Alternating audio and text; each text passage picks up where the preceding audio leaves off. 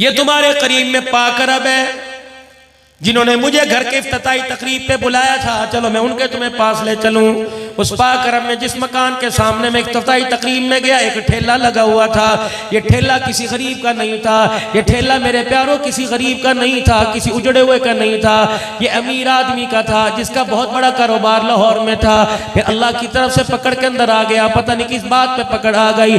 फिर उसका ना मकान रहा, ना दुकान रहा, ना गाड़ी रही। अल्लाह अकबर। कुछ अरसा पहले का मौलाना साहब 8 दिन हो गए ठेला बंद है। मैंने कहा क्या हुआ? रिश्तेदारों में चला गया या बुजुर्ग बीमार है? का ना बीमार हुआ ना रिश्तेदारों में गया, बल्कि वो दुनिया से ही चला गया। मौलाना उसने फांसी ले ली, फंदा लटका के पंखे पर अपने आप का गला दबा लिया। मैंने कहा हुआ क्या? का मौलाना बेटी की मंगनी कर दी थी और शादी वाले कह रहे थे तारीख दे दे लड़के वाले। एक दिन बेटी की तारीख देने के लिए उनके दरवाजे पे चला गया।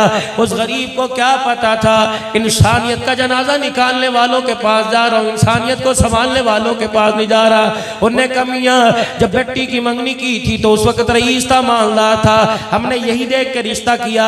कहती लंबी लिस्ट दहेज की उसके हाथ के अंदर पकड़ा दी, ये तैयार कर, जिस दिन कहे गए घंटे पहले बता देना बेटी लेने के लिए आ जाएंगे।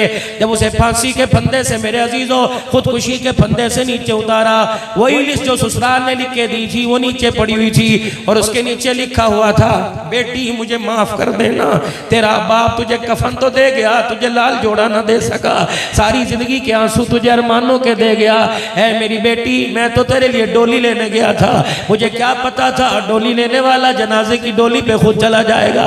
मेरी बच्ची अल्लाह अकबर। ये पकड़ ये खत पढ़कर जवाब पढ़कर बाप के लिए दुआ करना, बाप के लिए दुआ करती रहना।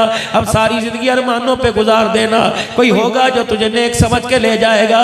है मेरी बच्ची ये ससुराल वालों ने जहेज की फरमाइश की, तेरे बाप ये जहेज की फरमाइश पूरी नहीं कर सकता, इसलिए तेरे सामने मुंह दिखाने के काबिल ही रहा। तेरा बाप हमेशा हमेशा के लिए कब्र में अपना मुंह छुपा के चला गया। यकीन जानो यहाँ चोट लगी, इस चोट का असर आंख के जरिए हुआ।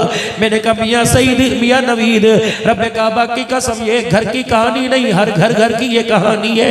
यकीन जानो भुट्टा बेचने वाला शाम को अपने घर के अंदर आया, उसने देखा बेटी तकिए में मुंह लेके लेटी हुई है, घर के अंदर अफसुर्दी ऐसे कोई मैयत हो गई हो।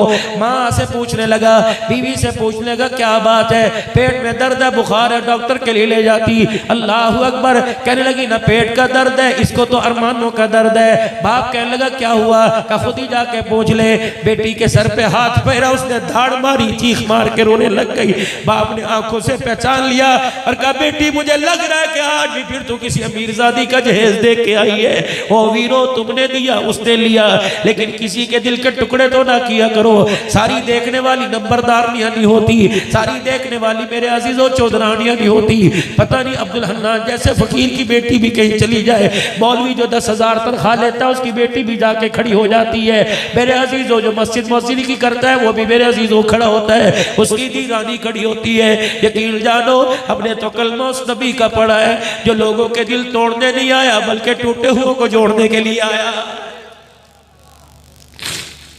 अब्दुल्ला बिन सलाम रजी अल्लाह ताला अन्हु कहते हैं, फरमाया मोहम्मद करीम सल्लल्लाहु ताला अलैहि वसल्लम की बुलंद आवाज से पढ़ो सल्लल्लाहु अलैहि वसल्लम। दुरूद इसलिए पढ़ा रहा हूँ हमारा रिश्ता लाहौर की बारों से टूटकर मदीने की बारों से जुड़ जाए। अल्लाह अकबर। फकीरों आज दुआ दे के जा रहा हूँ, आप मुझे दुआ दो मैं आपको दुआ दो। या अल्लाह हमने केटी पहन ली, अल्लाह लट्ठे का लिबास पहन लिया, खद्दर पहन लिया, या अल्लाह वो लिबास जिसको तूने मना किया हम वो भी पहन गए। ऐ मेरा अल्लाह एक दरख्वास्त कबूल फरमा, अल्लाह सारे लिबास पहना दिए, एहराम की चादरें भी नसीब फरमा दे। मौला कायनात हमें पता है दुनिया का लिबास पैसे से मिलता है, लेकिन एहराम की चादर नसीबे से मिलती है। दुआ करो अल्लाह मक्का भी दिखा दे, मदीना दिखा दे।